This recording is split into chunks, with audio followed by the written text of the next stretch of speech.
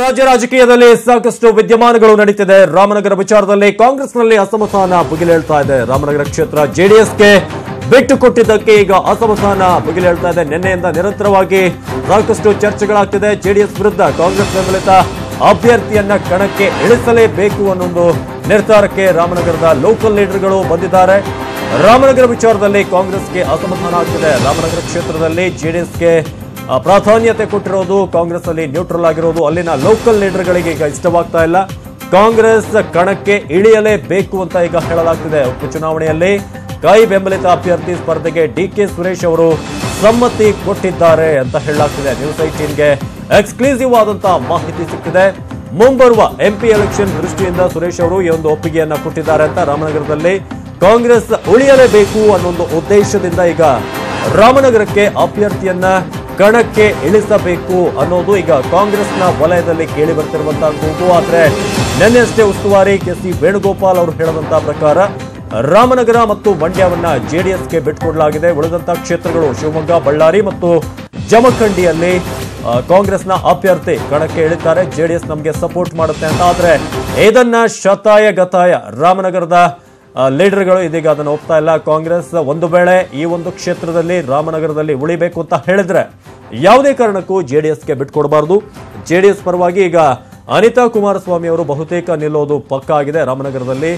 ಅದೇ ರೀತಿ ಕಾಂಗ್ರೆಸ್ ಕೂಡ ಕಣಕ್ಕೆ ಇಳಿಬೇಕು ಅಂತ ಹೇಳ್ತಿದ್ದಾರೆ. ಯಾಕಂದ್ರೆ ಕಾಂಗ್ರೆಸ್ಗೆ ರಾಮನಗರದಲ್ಲಿ ಒಳ್ಳೆ ಹೋಲ್ಡ್ ಇದೆ. ಕಳೆದ ಬಾರಿ ಚುನಾವಣೆಯಲ್ಲೂ ಕೂಡ ಸುಮಾರು 80,000ಕ್ಕೂ ಹೆಚ್ಚು ಓಟನ್ನ ಗಳಿಸಿತ್ತು. ಹಾಗಾಗಿ ಕಾಂಗ್ರೆಸ್ನ ಅಸ್ತಿತ್ವದ ಪ್ರಶ್ನೆ ಇದು. ಅದಕ್ಕಾಗಿ ಮುಂದಿನ ಎಂಪಿ ಎಲೆಕ್ಷನ್ ದೃಷ್ಟಿಯಿಂದಲೂ ಕೂಡ ಡಿಕೆ ಸುರೇಶ್ ಇದಕ್ಕೆ ಗ್ರೀನ್ ಸಿಗ್ನಲ್ ಅನ್ನು ಕೊಟ್ಟಿದ್ದಾರೆ ಅಂತ ಮಾಹಿತಿ ನ್ಯೂಸ್ 18ಗೆ ಲಭ್ಯವಾಗ್ತಾ ಇದೆ.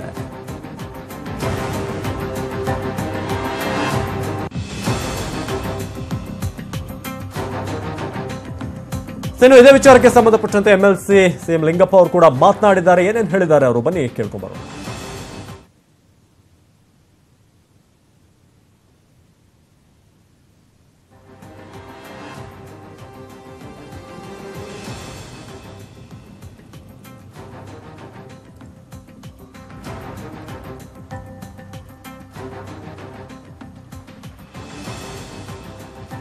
ಸರ್, ನನ್ನ ಸಭೆಯಲ್ಲಿ ಏನಾಯ್ತು ಸರ್? ಏನಾಯ್ತು ನಿರ್ಧಾರ? ಹೀಗೆ ಸಭೆ ನಿರ್ಧಾರ ಇವರು ನಮ್ಮ ಸಿದ್ದರಾಮಯ್ಯನವರು ಸ್ಟೇಟ್ಮೆಂಟ್ ಮಾಡಿದ್ದಾನೆ. ಹಾ ಸರ್, ಅಭ್ಯರ್ಥಿನ ಆಗ್ತೀನಿ ಅಂತ ಏನಾದ್ರು ಸೂಚನೆ ಹೇಳಿದಾರ ಸರ್? ನಿಮ್ಗೆ ಸೂಚನೆ ಕೊಟ್ಟಿದ್ದಾರಾ? ಯಾವ ಅಭ್ಯರ್ಥಿನ? ಕಾಂಗ್ರೆಸ್ ಇಂದ ಅಭ್ಯರ್ಥಿ ಹಾಕಿಲ್ಲ ಅಂತ ಹೇಳಿದಾರೆ. ಇಲ್ಲ ಇಲ್ಲ, ಕಾಂಗ್ರೆಸ್ ಅಭ್ಯರ್ಥಿ ಹಾಕೋಲ್ಲ ಅಂದ್ರು. ಈಗ ನಿಮ್ಮ ನಿರ್ಧಾರ ಏನ್ ಸರ್ ಹಂಗಾದ್ರೆ ಮುಂದಕ್ಕೆ? ಅದನ್ನ ಯೋಚನೆ ಮಾಡ್ತಾ ಇದೀವಿ ಸ್ವಾಮಿ, ಎಲ್ಲ ಚರ್ಚೆಗಳು ನಡೀತಾ ಇದ್ದಾವೆ. ಸರ್, ಈಗ ಎಲ್ಲೋ ಒಂದು ಕಡೆ ಡಿಕೆ ಸುರೇಶ್ ಅವರು ಕೂಡ ಕಾಂಗ್ರೆಸ್ ಅಭ್ಯರ್ಥಿ ಹಾಕ್ಬೇಕು ಅಂತ ಹೇಳಿ ಒತ್ತಾಯ ಮಾಡಿದ್ದಾರೆ ಅಂತ ಮಾಹಿತಿ. ಹೌದೌದು, ಮಾಡಿದಾರ ಸರ್? ಹೌದು, ಅದು ಒಂದೇ ಅಲ್ಲ. ಹಾ, ಈ ಸಾರಿ ನಮ್ಮ ಅಭ್ಯರ್ಥಿ ತಗೊಂಡಿರ್ತಕ್ಕಂತ ಓಟಿನ ಸಂಖ್ಯೆ ಲೆಕ್ಕ ಹಾಕಿದ್ರೆ ಹಾ ಸರ್, ಯಾರು ಅದನ್ನ ಸ್ಪರ್ಧೆಯಿಂದ ಹಿಂದೆ ಓಟಕ್ಕೆ ಯಾರು ತಯಾರಾಗಿಲ್ಲ. ಒಟ್ಟಾರೆ ಡಿಕೆ ಸುರೇಶ್ ಅವರು ಕೂಡ ನಿಮ್ಗೆ ಬೆಂಬಲ ವ್ಯಕ್ತಪಡಿಸಿದ್ದಾರೆ ನಿಮ್ಮ ಹೋರಾಟಕ್ಕೆ. ಹಾ, ಹೌದೌದು. ಹೌದಾ? ಅದೇ ನೀವೇ ಸಭೆ ಕರಿತೀನಿ ಅಂತ ಹೇಳಿದ್ರಿ ಸರ್, ಯಾವಾಗ ಇದು ಮಾಡ್ತೀರಿ ಅಂತ? ಅದನ್ನು ಕೂಡ ಯೋಚನೆ ಮಾಡ್ತಾ ಇದ್ದೀವಿ, ಯಾವತ್ ಕರಿಬೇಕು ಅಂತ. ಹಾ ಸರ್, ಸಭೆ ಕರೆಯೋದ, ಕರೆದು ಬಯಸ್ಕೊಳ್ಳೋದ, ಏನು? ಇದು ರಾಮನಗರ ಕ್ಷೇತ್ರದ ಒಂದು ಉಪಚುನಾವಣೆ ಏನಿದೆ ಅದಕ್ಕೆ ಕಾಂಗ್ರೆಸ್ನ ಅಭ್ಯರ್ಥಿಗಳನ್ನ ಕಣಕ್ಕೆ ಇಳಿಸಲೇಬೇಕು ಅನ್ನೋದು ಈಗ ಕಾಂಗ್ರೆಸ್ನಲ್ಲಿ ಕೇಳಿ ಬರ್ತಿರುವಂತಹ ಒಂದು ಕೂಗು. ಯಾವುದೇ ಕಾರಣಕ್ಕೂ ಕೂಡ ಕಳೆದ ಬಾರಿ ವಿಧಾನಸಭಾ ಚುನಾವಣೆ ಆದಾಗ್ಲೂ ಕೂಡ ಸಾಕಷ್ಟು ಒಳ್ಳೆ ಮತಗಳನ್ನ ಪಡೆದಿತ್ತು ಕಾಂಗ್ರೆಸ್. ಅದೇ ರೀತಿಯಾಗಿ ಈಗ ಒಂದು ವೇಳೆ ರಾಮನಗರ ಕ್ಷೇತ್ರವನ್ನ ಜೆಡಿಎಸ್ಗೆ ಬಿಟ್ಟುಕೊಟ್ರೆ ಕಾಂಗ್ರೆಸ್ನ ಅಸ್ತಿತ್ವದ ಪ್ರಶ್ನೆ ಆಗುತ್ತೆ ಅಂತ. ಇದಕ್ಕೆ ಡಿಕೆ ಸುರೇಶ್ ಅವರು ಕೂಡ ಗ್ರೀನ್ ಸಿಗ್ನಲ್ ಅನ್ನ ಕೊಟ್ಟಿದ್ದಾರೆ ಅಂತ ಈಗಷ್ಟೇ ನೀವು ಸಿಎಂ ಲಿಂಗಪ್ಪನವರ ವಿಧಾನ ಪರಿಷತ್ ಸದಸ್ಯ ಲಿಂಗಪ್ಪ ಅವರ ಒಂದು ಮಾತನ್ನ ಕೂಡ ಕೇಳಿದ್ರಿ. ಇನ್ನಷ್ಟು ಬಹಳಷ್ಟು ವಿಚಾರಗಳಿದಾವೆ, ಮುಂದಿನ ನಿರ್ಧಾರ ಏನು ಅಂತ ನೋಡಬೇಕು ಅಂತ. ಹಾಗಾಗಿ ಕಾಂಗ್ರೆಸ್ನಲ್ಲಿ ಈಗಾಗಲೇ ಒಂದು ಮಟ್ಟಕ್ಕೆ ಭಿನ್ನಮತ ಶಮನ ಆಗಿತ್ತು. ಬೆಳಗಾವಿ ಮತ್ತು ಬಳ್ಳಾರಿ ವಿಚಾರವಾಗಿ ಜಾರಕಿಹೊಳಿ ಬ್ರದರ್ಸ್ ಅನ್ನ ಕೂಲ್ ಮಾಡಿದ್ರು. ಆ ಕಡೆ ನಾಗೇಂದ್ರ ಮುಂತಾದವರು ಜೊತೆಗೆ MLA ಸುಧಾಕರ್ ಎಲ್ಲರೂ ಕೂಡ ಈಗ ಕೂಲ್ ಆಗಿದ್ದಾರೆ ಅಂತ ಹೇಳ್ಕೊಳ್ತಿರ್ಬೇಕಾದ್ರೆ ಮತ್ತೊಂದು ಸುತ್ತಿನ ಭಿನ್ನಮತ ಆಗುವಂತ ಎಲ್ಲಾ ಸೂಚನೆಗಳು ಕಂಡು ಬರ್ತಾ ಇದೆ. ಆ ಮೂಲಕ ಮೈತ್ರಿ ಸರ್ಕಾರಕ್ಕೂ ಕೂಡ ನೇರವಾಗಿ ಇದರೊಂದು ಎಫೆಕ್ಟ್ ಕಾಣಬಹುದು. ಯಾವುದೇ ಕಾರಣಕ್ಕೂ ಮಂಡ್ಯದಲ್ಲೂ ಕೂಡ ಒತ್ತಾಯ ಕೇಳಿ ಬರ್ತಿದೆ. ಒಂದ್ ಕಡೆ ಚಲುವರಾಯಸ್ವಾಮಿ ಅವರು ಕೂಡ ಧ್ವನಿ ಎತ್ತಿದ್ದಾರೆ. ಕಾಂಗ್ರೆಸ್ ಅಷ್ಟು ಬೇಗ ಅಲ್ಲಿ ಬಿಟ್ಕೊಡ್ಬಾರ್ದು ಅಂತ. ಅದೇ ರೀತಿ ರಾಮನಗರದಲ್ಲೂ ಕೂಡ ಭಿನ್ನವಾದಂತಹ ಪರಿಸ್ಥಿತಿ ಏನು ಕಂಡು ಬರ್ತಾ ಇಲ್ಲ. ಅಲ್ಲೂ ಕೂಡ ಹೇಳೋ ಪ್ರಕಾರ JDSನ ಅಭ್ಯರ್ಥಿಯ ವಿರುದ್ಧ ಕಾಂಗ್ರೆಸ್ನ ಅಭ್ಯರ್ಥಿ ಕೂಡ ಕಣಕ್ಕೆ ಇಳಿಬೇಕು ಅನ್ನೋದು ಒತ್ತಾಯ ಕೇಳಿ ಬರ್ತಿದೆ. ಇನ್ನೊಂದು ಕಡೆ ಬಳ್ಳಾರಿ ಅದೇ ರೀತಿಯಾಗಿ ಅದರಲ್ಲೂ ಕೂಡ ಸಾಕಷ್ಟು ಕನ್ಫ್ಯೂಷನ್ ಇದೆ. ಶಿವಮೊಗ್ಗದಲ್ಲಿ ಆಲ್ಮೋಸ್ಟ್ ಯಾವುದೇ ಪ್ರಾಬ್ಲಮ್ ಇಲ್ಲ ಅಂತ ಕಾಣಿಸುತ್ತೆ ಸದ್ಯಕ್ಕೆ ನೋಡ್ತಾ ಇದ್ರೆ, ಶಿವಮೊಗ್ಗ ಮತ್ತು ಜಮಖಂಡಿಯಲ್ಲಿ. ಆದರೆ ರಾಮನಗರ ವಿಧಾನಸಭೆ ಒಂದು ಉಪಚುನಾವಣೆ ಏನಿದೆ ಅಲ್ಲಿ ಸಾಕಷ್ಟು ಕಗ್ಗಂಟಿದೆ ಸದ್ಯಕ್ಕೆ. ಅಲ್ಲಿನ ಲೋಕಲ್ ಲೀಡರ್ಗಳು ಹೇಳೋ ಪ್ರಕಾರ, ಜೊತೆಗೆ ಕಾಂಗ್ರೆಸ್ನ ಒಂದಷ್ಟು ವಲಯ ಹೇಳೋ ಪ್ರಕಾರ ಅಲ್ಲಿ ಯಾವುದೇ ಕಾರಣಕ್ಕೂ JDSಗೆ ಬಿಟ್ಕೊಡಬಾರ್ದು, ಕಾಂಗ್ರೆಸ್ ಕೂಡ ಕಣಕ್ಕೆ ಇಳಿಬೇಕು. ಮುಂದಿನ ದಿನಗಳಲ್ಲಿ ಇದು ಬಹಳಷ್ಟು ಎಫೆಕ್ಟ್ ಆಗ್ಬೋದು. ಅಲ್ಲಿನ ಒಂದು ಸಂಘಟನೆಗೆ ಕಾರ್ಯಕರ್ತರು ಡಿಮೋಟಿವೇಟ್ ಆಗ್ಬೋದು. ಅದೇ ರೀತಿಯಾಗಿ ಮುಂದಿನ ದಿನಗಳಲ್ಲಿ ಕಾಂಗ್ರೆಸ್ನ ಅಸ್ತಿತ್ವ ಅಲ್ಲಿ ಉಳಿಯೋದಿಲ್ಲ ಅನ್ನೋದು ಮಾತನ್ನು ಕೂಡ ಅಲ್ಲಿ ಕೇಳಿಬರ್ತಾ ಇದೆ. ಇನ್ನು ರಾಮನಗರದ ಪ್ರತಿನಿಧಿ ವೆಂಕಟೇಶ್ ದೂರವಾಣಿ ಸಂಪರ್ಕದಲ್ಲಿದ್ದಾರೆ. ವೆಂಕಟೇಶ್, ಇದೀಗ ಲಿಂಗಪ್ಪನವ್ರ ಜೊತೆ ಮಾತನಾಡಿದ್ದನ್ನು ಕೂಡ ಕೇಳಿಸ್ಕೊಂಡ್ವಿ ನಾವು. ಬಹಳಷ್ಟು ಕನ್ಫ್ಯೂಷನ್ ಇದೆ ಇನ್ನೂ ಕೂಡ, ಏನ್ ಮಾಡೋದು ಏನ್ ಕತೆ ಅಂತ. ಒಂದು ವೇಳೆ JDSನ ಅಭ್ಯರ್ಥಿಗೆ ಬಿಟ್ಟುಕೊಟ್ಟ ಪಕ್ಷದಲ್ಲಿ ಏನೇನಾಗ್ಬೋದು ಮುಂದಿನ ದಿನಗಳಲ್ಲಿ? ನಿಜಕ್ಕೂ ಕೂಡ ಅವಿನಾಶ್ ಅಂದ್ರೆ ರಾಮನಗರ ಉಪಚುನಾವಣೆ ಘೋಷಣೆ ಆದ ಬೆನ್ನಲ್ಲೇ ಈಗ ಕಾಂಗ್ರೆಸ್ ಪಕ್ಷದ ಅಭ್ಯರ್ಥಿಯ ವಿಚಾರವಾಗಿ ಸಾಕಷ್ಟು ಗೊಂದಲಗಳು ಸೃಷ್ಟಿಯಾಗಿರುವಂತದ್ದು. ಈಗಾಗಲೇ DK ಶಿವಕುಮಾರ್ ಅವರು ಒಂದು ಕಡೆ ವೆಂಕಟೇಶ್, ನಾನು ಮಾತಾಡ್ತೀನಿ ನಿಮ್ ಜೊತೆ. ಈಗ ಇಕ್ಬಾಲ್ ಹುಸೇನ್ ಇದ್ದಾರೆ, ಕಾಂಗ್ರೆಸ್ನ ಟಿಕೆಟ್ ಆಕಾಂಕ್ಷಿ. ನಮಸ್ತೆ ಇಕ್ಬಾಲ್ ಹುಸೇನ್ ಅವರೇ. ನಮಸ್ಕಾರ ಸರ್. ಎಸ್, ನೆನ್ನೆ ಕೂಡ ನಿಮ್ಮ ಹತ್ರ ಮಾತನಾಡಿದ್ದೆ ನಾನು. ಈಗಾದ್ರೂ ಏನಾದ್ರು ಒಂದು ಕ್ಲಾರಿಫಿಕೇಶನ್ ಸಿಕ್ಕಿದ್ಯಾ? ಏನ್ ಕಾಂಗ್ರೆಸ್ ಇಳಿಯುತ್ತಾ ಕಣಕ್ಕೆ? ಕ್ಲಾರಿಫಿಕೇಶನ್ ಕಾರ್ಯಕರ್ತರು ಮುಖಂಡರ ಜೊತೆ ಎಲ್ಲ ಚರ್ಚೆ ಮಾಡಕ್ ಹೇಳಿದ್ದಾರೆ. 2 ದಿವಸ ಕಾಲಾವಕಾಶ ತಗೊಂಡಿದ್ದಾರೆ.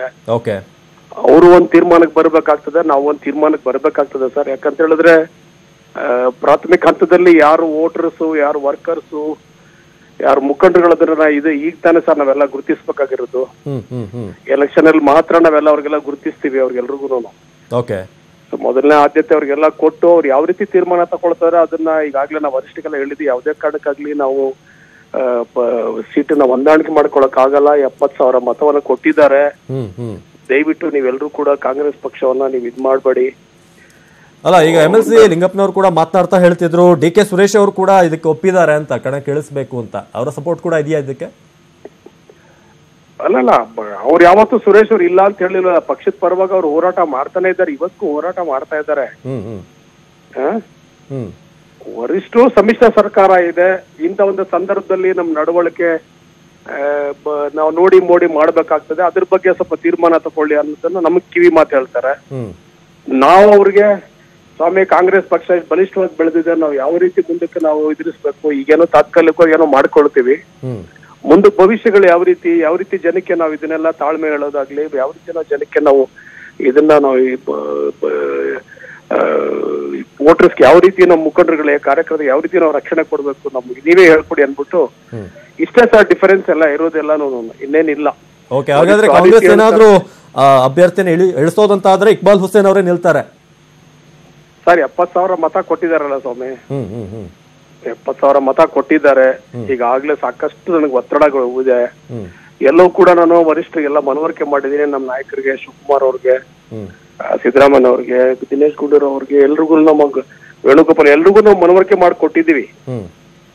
ನಾವೇನು 10-20,000 30,000 ಅಂತರದಲ್ಲಿ ಏನಿಲ್ಲ, ಬರೀ 10,000ದಲ್ಲಿ ಮಾತ್ರ ನಾವೆಲ್ಲ ಮಾರ್ಜಿನ್ ಹೋಗಿದೀವಿ, ಬಹಳ ಹೋರಾಟ ಮಾಡಿದೀವಿ. ದಯವಿಟ್ಟು ಇದನ್ನ ಉಳಿಸ್ಕೊಳ್ಳಿ ಅನ್ನೋದನ್ನ ಅಷ್ಟ ನಮ್ದು ಇನ್ನೇನಿಲ್ಲ ಸರ್. ಅಂದ್ರೆ ಒಂದ್ ವೇಳೆ ಏನಾದ್ರೂ ಈಗ ನೀವು ರಿಕ್ವೆಸ್ಟ್ ಮಾಡಿದ್ರೆ ಹೌದು, ಒಂದ್ ವೇಳೆ ಆಗದೆ ಇದ್ರೆ ಇಕ್ಬಾಲ್ ಹುಸೇನ್ ಅವರು ಇಲ್ಲೇ ಉಳಿತಾರ ಅಥವಾ ಏನಾದ್ರು ಸ್ವತಂತ್ರ ಅಭ್ಯರ್ಥಿಯಾಗಿ ಏನಾದ್ರು ಹಿಡಿಯೋ ಚಾನ್ಸಸ್ ಇದೆಯಾ? ನೋಡೋಣ ಸರ್, ಕಾರ್ಯಕರ್ತರು ಮುಖಂಡರುಗಳು ಏನ್ ತೀರ್ಮಾನ ತಗೊಳ್ತಾರೆ. ಪಕ್ಷನೂ ಬಿಡಕ್ಕಾಗಲ್ಲ, ಪಕ್ಷದ ತೀರ್ಮಾನನೂ ನಾವು ತಿರಸ್ಕಾರ ಮಾಡಂಗಿಲ್ಲ. ಆದೇಶನೂ ಪಾಲನೆ ಮಾಡ್ಬೇಕಾಗ್ತದೆ. ಕಾರ್ಯಕರ್ತರು ನಾವು ನೋಡ್ಬೇಕಾಗ್ತದೆ ಸರ್. ಎಲ್ಲಾ ದೃಷ್ಟಿಯಲ್ಲಿ ಯೋಚನೆ ಮಾಡ್ತಾ ಇದ್ದೀವಿ ಸರ್. ಯಾಕೋ ಇಕ್ಬಾಲ್ ಹುಸೇನ್ ಅವ್ರು ಮಾತಾಡ್ತಿರೋದು ನೋಡಿದ್ರೆ ಕಂಪ್ಲೀಟ್ ಆಗಿ ನೀವು ಇನ್ನೂ ಸಮಾಧಾನ ಇಲ್ಲ ಅಂತ ಅನಿಸ್ತಾ ಇದೆ. ನಿಮ್ಮ ಮಾತಿನ ಒಂದು ವರ್ಷ ನೋಡಿದ್ರೆ ಸಮಾಧಾನ ಸರ್. ಇದು ಒಂದು ಪಕ್ಷ ಅಂದ್ಮೇಲೆ ಇದನ್ನ ನಾವು ತಾಯಿಗಿಂತ ಹೆಚ್ಚಿಗೆ ಅನ್ನೋದನ್ನ ನಾವು ನಮ್ಮ ಹಿಂದೂ ಸಂಸ್ಕೃತಿಲಿ ನಾವೆಲ್ಲರೂ ಕೂಡ ನೋಡಿದೀವಿ. ಪಕ್ಷ ಅದನ್ನ ನಾವು ತಾಯಿಗೆ ಯಾವ ರೀತಿ ಪ್ರಾತಿನಿಧ್ಯ ಕೊಡ್ತೀವಿ, ಯಾವ ರೀತಿ ಸ್ಥಾನಮಾನ ಕೊಡ್ತೀವಿ, ಹಂಗೆ ಪಕ್ಷ ಕೂಡ ನಾವೆಲ್ಲರೂ ಕೂಡ ಕೊಟ್ಟಿರ್ತೀವಿ. ಯಾರು ಮುಖಂಡರು ಯಾರು ಬರಲ್ರು, ನಾಯಕರು ಯಾರು ಬರಲ್ರು. ಆದ್ರೆ ನಾವು ಹೋರಾಟ ಮಾಡೋದು ಪ್ರಾಥಮಿಕ ಹಂತದಲ್ಲಿ ಎಲ್ಲ ಮುಖಂಡರುಗಳು ಕಾರ್ಯಕರ್ತರು ಕೆಲಸ ಮಾಡ್ತಾರೆ. ಅವರೇ ನಮ್ಗೆ ತಳಾದಿ, ಅವ್ರು ಎಲ್ಲರೂ ಕೂಡ ನಮ್ಗೆ. ಅವ್ರನ್ನ ಬಿಟ್ಟು ನಾವೇನು ಮಾಡಕ್ ಆಗಲ್ಲ. ಅವ್ರಿದ್ರೆ ನಾವು ಸೊಮ್ಮೆ ಓಕೆ ಓಕೆ, ಧನ್ಯವಾದ ಇಕ್ಬಾಲ್ ಹುಸೇನ್ ಅವರೇ ಮಾತನಾಡೋದಕ್ಕೆ. ಇತ್ತ ಕಾಂಗ್ರೆಸ್ನಲ್ಲಿ ಆಗ್ತಿರುವಂತ ಇಷ್ಟೆಲ್ಲ ಡೆವಲಪ್ಮೆಂಟ್ಗಳನ್ನ ನೋಡಿ ದೇವೇಗೌಡರಿಗೆ ಫುಲ್ ಟೆನ್ಷನ್ ಜಾಸ್ತಿ ಆಗ್ತಿದೆ ಸದ್ಯಕ್ಕೆ. ಜೆಡಿಎಸ್ ವರಿಷ್ಠರಿಂದ ರಾಮನಗರ ನಾಯಕರಿಗೆ ತುರ್ತು ಬುಲಾವ್ ಕೂಡ ಬಂದಿದೆ. 4 ಹೋಬಳಿ ನಗರ ವ್ಯಾಪ್ತಿಯ ಪ್ರಮುಖ ಮುಖಂಡರಿಗೆ ಬುಲಾವನ್ನ ಕೊಟ್ಟಿದ್ದಾರೆ. ಈಗಾಗಲೇ ಬೆಂಗಳೂರಿನಲ್ಲಿ ಸಾಕಷ್ಟು ಜೆಪಿ ಭವನದಲ್ಲಿ ಸ್ಥಳೀಯ ನಾಯಕರ ಜೊತೆ ತುರ್ತು ಸಭೆಯನ್ನ ಕರೆದು ಸಾಕಷ್ಟು ಚರ್ಚೆ ಮಾಡುವಂತ ಚಾನ್ಸಸ್ ಇದೆ. ಒಂದ್ ಕಡೆ ಕಾಂಗ್ರೆಸ್ನಲ್ಲಿ ಒತ್ತಾಯ ಬರ್ತಿದೆ, ರಾಮನಗರ ಕ್ಷೇತ್ರವನ್ನ ಯಾವುದೇ ಕಾರಣಕ್ಕೂ ಬಿಟ್ಕೊಡಬಾರದು ಅಂತ. ಇನ್ನೊಂದ್ ಕಡೆ ಜೆಡಿಎಸ್ನಲ್ಲೂ ಕೂಡ ಇದರ ಬಗ್ಗೆ ಚರ್ಚೆ ಆಗುತ್ತೆ. ಸಂಜೆ 6 ಗಂಟೆಗೆ ಬೆಂಗಳೂರಿಗೆ ತೆರಳಲಿದ್ದಾರೆ ಜೆಡಿಎಸ್ನ ಮುಖಂಡರು. ಜೆಡಿಎಸ್ನ ವರಿಷ್ಠ ದೇವೇಗೌಡರ ಸೂಚನೆಯಂತೆ ಸಭೆ ಕೂಡ ನಡೆಯುತ್ತೆ. ಬೆಂಗಳೂರಿನ ಜೆಪಿ ಭವನದಲ್ಲಿ ಇವತ್ತು ಸಂಜೆ 6 ಗಂಟೆಗೆ ಸಭೆಯನ್ನ ಕರೆಯಲಾಗಿದೆ. ಆದಷ್ಟು ಬೇಗ ರಾಮನಗರದ ಬಗ್ಗೆ ಏನು ಡಿಸಿಷನ್ ಆಗಬೇಕು, ಮಂಡ್ಯದ ಬಗ್ಗೆ ಕೂಡ ಏನೆಲ್ಲ ಚರ್ಚೆಗಳಾಗಬೇಕಾಗಿದೆ ಅದು ಇವತ್ತು ನಡೆಯುವಂತ ಚಾನ್ಸಸ್ ಇದೆ.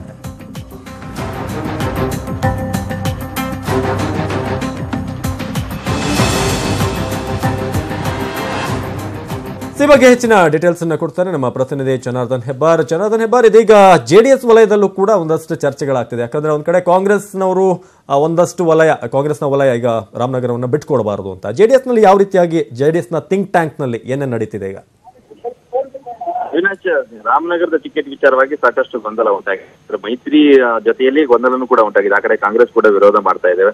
ಹೀಗಾಗಿ ಅಭ್ಯರ್ಥಿಯನ್ನು ಯಾರು ಕಣಕ್ಕಿಳಿಸಬೇಕು, ಇಂಥವ್ರನ್ನ ಕಣಕ್ಕಿಳಿಸಿದ್ರೆ ಕೊನೆ ಕ್ಷಣದಲ್ಲಿ ಏನಾದ್ರು ಸಮಸ್ಯೆ ಆಗತ್ತಾ ಅನ್ನುವಂತ ವಿಚಾರ ಕೂಡ ದೇವೇಗೌಡರ ತಲೆಯಲ್ಲಿ ಬಂದಿದೆ. ಅದೇ ಕಾರಣಕ್ಕಾಗಿ ಎಲ್ಲರ ಅಭಿಪ್ರಾಯವನ್ನು ಪಡೆಯಬೇಕು ಅಂತ ಹಿನ್ನೆಲೆಯಲ್ಲಿ ಇವತ್ತು ಸಂಜೆನೆ ಮೀಟಿಂಗ್ ಮಾಡಬೇಕು ಅಂತ ಹೇಳಿ ತುರ್ತುವಾಗಿ ಮೀಟಿಂಗ್ ಅನ್ನು ಕೂಡ ಕರೆದಿದ್ದಾರೆ. ದೇವೇಗೌಡರು ಬೆಂಗಳೂರಿನಲ್ಲಿ ಇಲ್ಲ, ಆದಾಗ್ಯೂ ಸಹಿತ ಸಂಜೆ ರೀಚ್ ಆಗ್ತೀನಿ, ವಿಜಯಪುರದಿಂದ ಬಂದು ಮೀಟಿಂಗ್ ನಲ್ಲಿ ಪಾಲ್ಗೊಳ್ತೇನೆ, ನಾನು ಎಲ್ಲರೂ ಕೂಡ ಬರಬೇಕು ಅಂತ ಹೇಳಿ ಹೇಳಿದ್ದಾರೆ. ಸುಮಾರು ಒಂದು 250 ಜನರಷ್ಟು ಜನ ಅವ್ರನ್ನ ಮುಖಂಡರನ್ನ ಕರೆದು ಅವ್ರ ಜೊತೆ ಮಾತುಕತೆನ ಮಾಡ್ಲಿಕ್ಕಿದ್ದಾರೆ.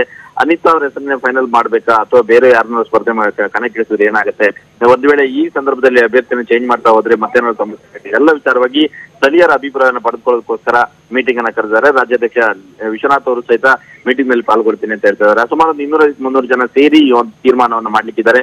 ಇವತ್ತು ಅಭ್ಯರ್ಥಿ ಯಾರು ಅಂತ ಫೈನಲ್ ಮಾಡ್ತಾರೆ ಮತ್ತು ಕಾಂಗ್ರೆಸ್ನ ಪ್ರಮುಖರನ್ನು ಕೂಡ ಈ ಸಂದರ್ಭದಲ್ಲಿ ಸಂಪರ್ಕಿಸುವಂತ ಸಾಧ್ಯತೆ ಇದೆ. ಇಂಥ ಅಭ್ಯರ್ಥಿಯನ್ನು ಕಣಕ್ಕಿಳಿಸ್ತಾ ಇದೀವಿ, ನಿಮ್ಮಲ್ಲಿ ಏನು ಸಮಸ್ಯೆ ಇದ್ರೆ ಅದನ್ನು ಕೂಡ ತಿಳಿಸಿ, ಅದನ್ನು ಕೂಡ ಮಾತುಕತೆ ಮೂಲಕ ಬಗೆಹರಿಸಬೇಕು ಅಂತ ಹೇಳಿ. ಹಾಗಾಗಿ ಬೆಂಗಳೂರಿನ ಜೆಪಿ ಭವನದಲ್ಲಿ ಜೆಡಿಎಸ್ ಕಚೇರಿಯಲ್ಲಿ ಇವತ್ತು ಸಂಜೆ 6 ಗಂಟೆಗೆ ಮೀಟಿಂಗ್ ಆರಂಭವಾಗಲಿದೆ. ಸುಮಾರು ಒಂದು 2-3 ಗಂಟೆಗಳ ಕಾಲ ಸುದೀರ್ಘವಾಗಿ ಚರ್ಚೆ ನಡೆಯುವಂತ ಸಾಧ್ಯತೆ ಇದೆ. ಅವಿನಾಶ್, ಧನ್ಯವಾದ ಮಾಹಿತಿಗಾಗಿ ಜನಾರ್ದನ್.